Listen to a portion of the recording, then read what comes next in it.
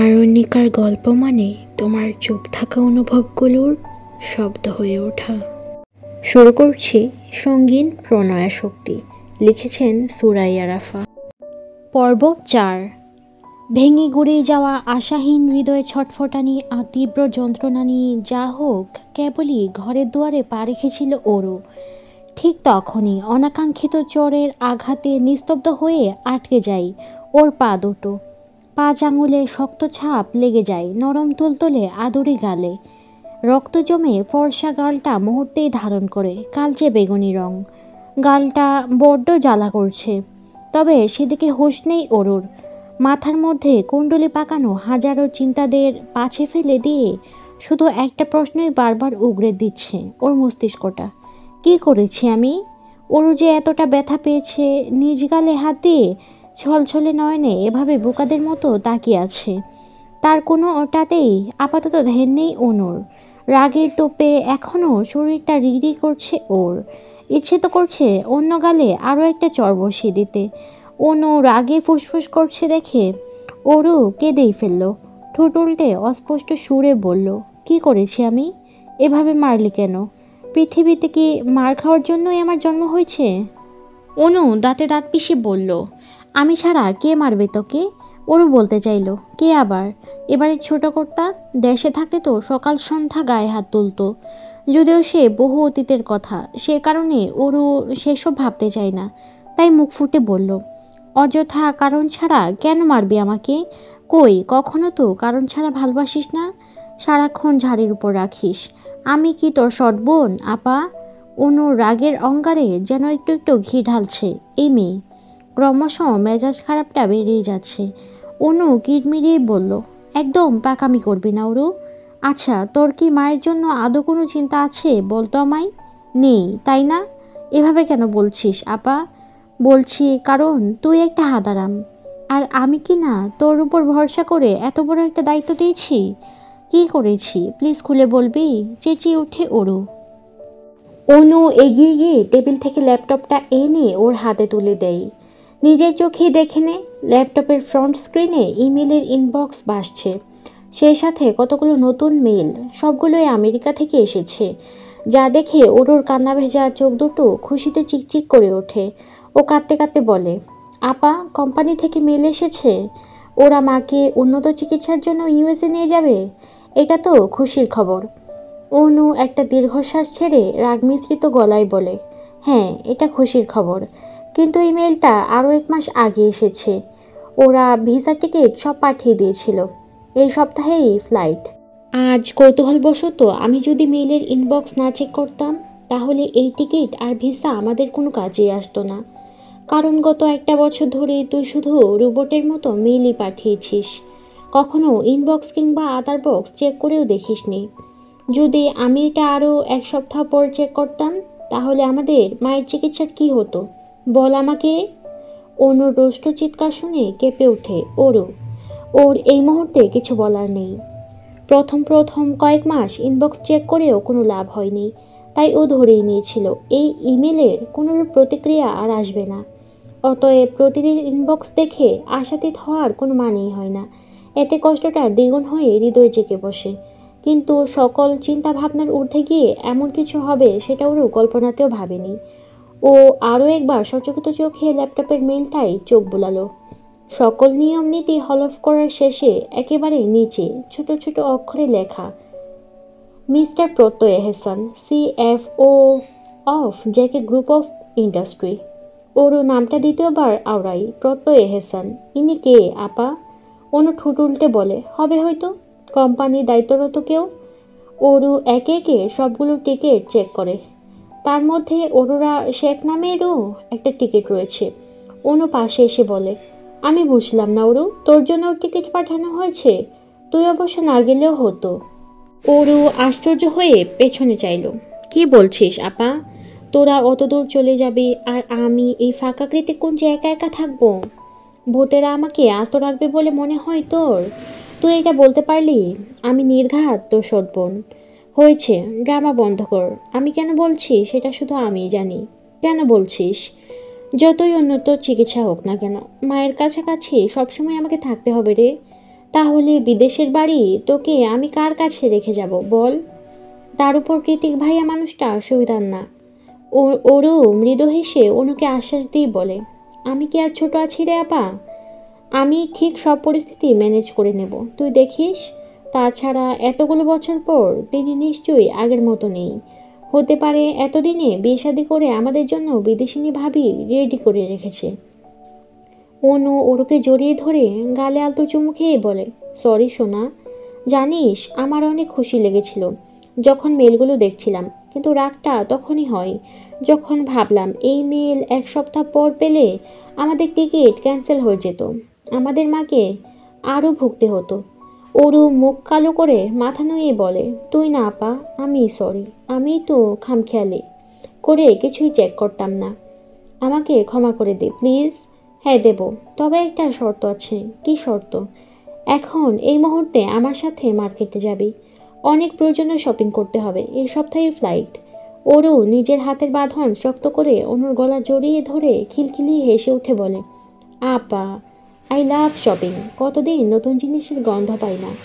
তারপর আনমনেই বলে, এবার আমি নিখিল ভাইকে ঠিক খুঁজে বের করব। আজ রোববার, প্রতিদিনের মতো আজও পরন্ত বিকেলে তেজক সূর্য কিরণ হানা দিয়েছে খোলা আঙিনায়, নেই মহলের বিস্তার ছাদ জুড়ে। বসন্তের দক্ষিণা বাতাসে পটপট করে উঠছে রশিতে শুকাতে দেওয়া সারি সারি জামা কাপড়, সেগুলোই নিতে এসেছে ওরও। তবে ছাদে পা রাখতেই মনটা কেমন উদাসীন হয়ে গেল ওর।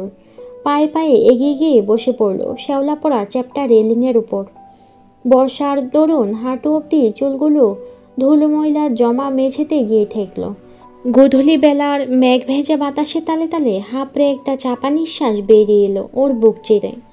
আজমেরি শেখকে ইতোমধ্যে ইমার্জেন্সি ফ্লাইটে তুলে দিয়ে এসেছে ওরা দুবোন। ওদের ফ্লাইট রাতে, আর কয়েক মুহূর্ত মাত্র, তারপর এই মহল, বাগান বিলাসে ঘেরা বিশাল বাড়ি, বাড়ির পেছনে সুপারি বাগান, সামনের বিশাল গেট, সবকিছু মানবশূন্য হয়ে পড়বে। প্রিয় ক্যাম্পাস, প্রিয় বান্ধবী, আর সবচেয়ে প্রিয় নিখিল ভাই, সবাইকে ছেড়ে বহুদূরে পাড়ি জমাবে ওরু। অচেনা দেশে সব অচেনা মানুষের ভিড়ে সাদামাটা বাঙালি ওরুর জন্য কি অপেক্ষা করছে কে জানে। কেবল ভরসা একটাই, মায়ের সুস্থতা, আর মন গহীনের অযাচিত এক অদম্য ইচ্ছা, নিখিল ভাইকে খুঁজে বের করা। ওরও জানে কাজটা এতটাও সহজ নয়, তবেও চেষ্টা করবে। পৃথিবীটা তো গোলাকার, তার উপর একই দেশে থাকবে ওরা, ইন্টারনেটের যুগে অতটাও কষ্টকর হবে না ব্যাপারটা। ভাবতেই বিষণ্ণ মুখে এক চিলতে হাসি ফুটে উঠল অরুর। আমি আসছি নিখিল ভাই, ঠিক খুঁজে বের করে নেব আপনাকে। অরুর দিবাস্বপ্নটাতে টান পড়ে নিচ থেকে অনুর বাজ খায় আওয়াজে, কে রে অরু, হাওয়া হয়ে গেলি নাকি? নিচে নাম, নয়তো আমি ব্যাগ গুছিয়ে এয়ারপোর্টে চললাম। Time flies, yes it is. এই যেমন 24 ঘন্টা আগেও ওরও পুরান ঢাকার নামকরা বাড়ি কৃতিকুঞ্জের ছাদের কোণে দাঁড়িয়ে ঝিরঝির হাওয়া খাচ্ছিল, আর এখন এই মুহূর্তে মোটা পশমি লেদার জ্যাকেট পরেও হু হু বাতাসে থরথর করে শীতে কাঁপছে। এয়ারপোর্ট থেকে গাড়িতে উঠে কাঁপাকাঁপি একটু কমেছে দু বোনের, তবে লম্বা জার্নিতে বড্ড কাহিল হয়ে গিয়েছে শরীরটা। অনুর চেয়েও ওরুর অবস্থা বেগতিক, কারণ পুরো ফ্লাইটে কিছু খেতে পারেনি ও। অরুর যে মারাত্মক রকমের ফ্লাইট ফোবিয়া আছে সেটা এই প্রথমবারই জানলো অনু। ভাগ্যিস কোম্পানি থেকে গাড়ি পাঠিয়েছিল, ওদেরকে পিক করা হয়েছে, নয়তো এই মুহূর্তে অচেনা শহরে অরুকে নিয়ে নির্ঘাত বিপদে পড়তে হতো অনুর। অনু অরুকে নিয়ে দুশ্চিন্তা করলেও অরুর মনে অন্য কিছু চলছিল। ও ভাবছে তিথি আর নীলিমার কথা। সেদিন অযাচিত কিছু কথা মুখ ফুটে বলে দেবার পর আর মুখোমুখি হয়নি ওদের। নিজের আত্মগ্লানিই ওকে আটকে রেখেছিল। যাদের সামনে সবসময় নিজের নির্ভীক ব্যক্তিত্বটা ধারণ করে এসেছে, সবসময় তারাই কিনা ওকে নিচু চোখে দেখবে, ফ্রড ভাববে, এসব ভাবতেই লজ্জায় চোখ মুখ বুজে আসে অরুর। যার জেদ ধরে এতদূর চলে এসেছে, তবুও নিজের বান্ধবীদের একটাবার জানায়নি পর্যন্ত। বরং অরুর মনে হচ্ছিল দেশ ছেড়ে চলে গেলেই ভালো হবে, তিথি আর নীলিমার মুখোমুখি হতে হবে না ওর, ও বেঁচে যাবে। সান ফ্রান্সিসকোর শহরে পরিবেশ ছাড়িয়ে আরও প্রায় ঘণ্টাখানেক গাড়ি চলল। নির্জন হাইওয়ে রাস্তার মাঝে মধ্যে দু একটা প্রাইভেট কার ছাড়া আর কিছুই চোখে পড়ল না ওদের। কিছু দূর পরপর রাস্তার কোল ঘেঁষে দু একটা ওয়ালমার্ট আর ম্যাকডোনাল্ডস এর মতো ক্যাফেটেরিয়া দেখা গেল, তবে সেগুলোও জনমানব শূন্য। এছাড়া রাস্তার দুপাশে যা চোখে পড়ে তা হলো উঁচু নিচু পাহাড় আর সারি সারি উইল্ড মিল। তবে চারদিকের পরিবেশ প্রাণ জুড়িয়ে দেবার মতোই সুন্দর। আঁকাবাঁকা পাহাড়ি রাস্তাগুলো পরিষ্কার তকতকে, দেখে মনে হচ্ছে আজই বীজ ঢালা হয়েছে এতে। অথচ বাংলাদেশ হলে মানুষের গিজগিজ আর ময়লা আবর্জনায় রাস্তার মুখখানা পর্যন্ত দেখার উপায় নেই। যেতে যেতেই ওরও বোধ করলো এদেশের মানুষ যতটা শৌখিন ঠিক ততটাই পরিশ্রমী। আসলে এখানে ওরও কোনো দোষ নেই। প্রথম পরিচিতিতে মানুষের ভালো দিকগুলোই বেশি নজরে আসে। অপেক্ষার অবসান ঘটিয়ে একটা ছোটোমোটো ডুপ্লেক্স বাড়ির সামনে গিয়ে থামলো গাড়িটা। এতক্ষণ সব কিছু ঠিকঠাক লাগলেও হুট করেই নার্ভাস লাগতে শুরু করেছে ওরুর। হাত পাগুলো যেন অবশ হয়ে এসেছে, সেই সাথে বমি বমি ভাব। মনে হচ্ছে কিছু একটা গলায় আটকে আছে। কিছুক্ষণ বাড়িটার দিকে তাকিয়ে কাটিয়ে দিল ও। ততক্ষণে অনু নেমে ওপাশ থেকে বারবার তাড়া দিচ্ছে। কি হলো নাম? তোকে রেখে আমি হসপিটালে যাব, ইমার্জেন্সি কল এসেছে। গাড়ির সাউন্ড প্রুফ কাঁচ গলিয়ে সে কথা ওরুর কানে গেল না। ও আস্তে ধীরে সময় নিয়ে নামলো। বাইরে প্রচণ্ড বাতাস আর গুড়ি গুড়ি বৃষ্টিতে ঠান্ডায় জমে যাওয়ার উপক্রম। ওরও নামলে ড্রাইভার মতো লোকটা একটা কার্ড ধরিয়ে দিয়ে বলল, দিস ইজ হাউস পাসওয়ার্ড। ওরও মাথা কাত করে কার্ডটা নিল। অনু এগিয়ে এসে ওরুকে বলল, তাড়াতাড়ি চল, জমে যাব নইলে। ওরও এখনও নিশ্চুপ, শুধু উপর নিচ মাথা নাড়িয়ে সায় জানালো। কিন্তু অনুর আর বাড়ির ভেতর ঢোকা হলো না। তার আগেই ওর ফোনটা বেজে ওঠে। ফোন রিসিভ করে অনু কি বলল সেসব কিছুই কানে যায়নি ওরুর। তবে তারপর পরই ওর শরীর জমে হিম হয়ে গিয়েছে। বাইরের খারাপ ওয়েদার এই শীতলতার কাছে কিছুই নয়। কারণ এবার ওর শরীর নয়, বরং কলিজা জমে এসেছে। একটু আগে ফোনে কথা শেষ করে অনু এসে জানাই, আমাকে এখনই হসপিটালে যেতে হবে ওরু, অনেক ফর্মালিটিস বাকি, আর সব কাগজপত্র আমার ব্যাগে। এগুলো না পূরণ করলে ওরা মাকে ভর্তি করাতে পারবে না। মায়ের শরীর আরও খারাপ হয়ে যাবে। তুই পাসওয়ার্ড দিয়ে দরজা খুলে ভেতরে গিয়ে বিশ্রাম কর, আমি যত তাড়াতাড়ি সম্ভব চলে আসব। ওরু চমকাই, হকচকিয়েই বলে, না না, আমি একা একা ভেতরে যেতে পারবো না। যদি কেউ থাকে তার চেয়ে বরং আমি তোর সাথে যাব। পাগলামি করিস না ওরু, বাইরের অবস্থা দেখছিস। আমি শিওর রাত হলে ঝড় আসবে।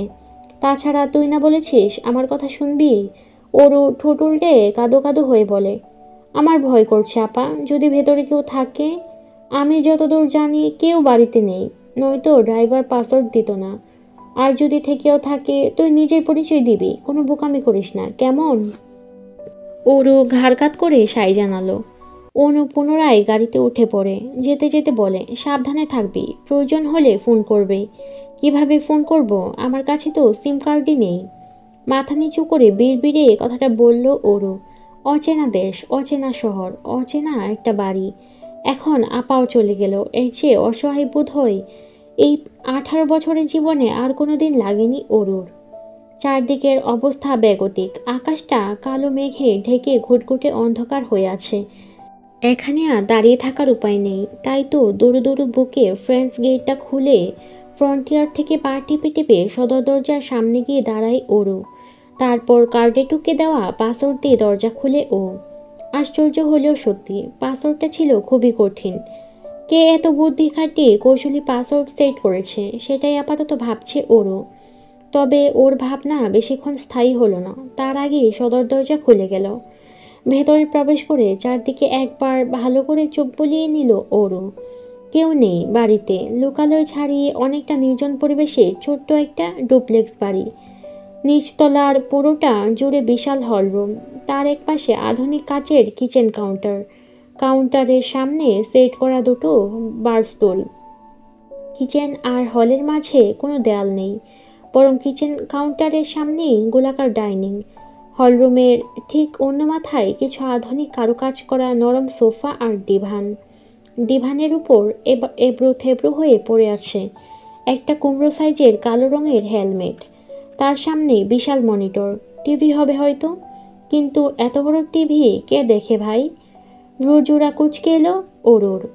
সামনের দিকে ভালো করে পর্যবেক্ষণ করে পেছনে চাইল ও। দেখল দক্ষিণ দিকে দেয়ালটা পুরোটাই কাচের। ওরও ঠোঁট উল্টে মিনমিনিয়ে বলল, বোরিং, প্রয়োজনের বাইরে কোনো জিনিসই নেই। এত সুন্দর বাড়িটা আমার হলে আমি মন ভরে সাজাতাম। আপাতত আর কিছুই দেখার ইচ্ছে নেই ওর। শরীরটা বড্ড ক্লান্ত, বাড়িতে কেউ নেই, ব্যাপারটা বুঝে উঠতে কাঁচোমাচো ভাবটা কমে গিয়ে ঝরঝরি দ্বিগুণ ক্লান্তি নেমে এসেছে শরীর জুড়ে। কাচের চকচকে সিঁড়ি বেয়ে উপরে উঠে কোনো মতে ভারী জামাকাপড় পাল্টে প্লাজোর টি শার্ট গায়ে চড়িয়ে শরীরটাকে ছেড়ে দিল নরম বিছানা আর কমফোর্টারের ভাঁজে। ওরু, এই ওরু, ওরু! সুন্দর ভেলভেটের ন্যায় নরম বিছানার মধ্যে থেকেই নড়ে চড়ে উঠল ঘুম কাতরে ওরু। ওরু! অনেক দূর থেকে আপার আওয়াজ ভেসে আসছে। মনে হয় সকাল হয়েছে, তাই তো প্রতিদিনের মতোই এত ডাকাডাকি। কিন্তু আজ ঘুমটা বড্ড ভারী লাগছে, চোখ খোলাই যাচ্ছে না। এত নরম কেন লাগছে বিছানাটা? মনে হচ্ছে শরীরটা টানছে নিজের দিকে। অনু আবারও ডাকে শব্দ করে, ওরু, ওঠ! ঘুমের মাঝে ওরু বলে ওঠে, ঘুমাতে দে না আপা, এই বিছানাটা অনেক নরম, আর এই কুশনের এর গন্ধটা চন্দন কাঠের মতন। এই বলে কুশনে নাক ডুবিয়ে আবারও লম্বা শ্বাস টানে ওরু। এদিকে অরুর কাণ্ডে অনুর লজ্জায় জান যাই যাই অবস্থা। ও চোখ খিচে অস্পষ্ট সুরে বলে, অরু, ওঠ! এটা তোর রুম নয়। আর না তুই বাংলাদেশে আছিস, আমরা আজ সন্ধ্যায় আমেরিকা এসেছি, ভুলে গেছিস? আর এই মুহূর্তে তুই অন্য কারোর রুমে ঘুমিয়ে আছিস।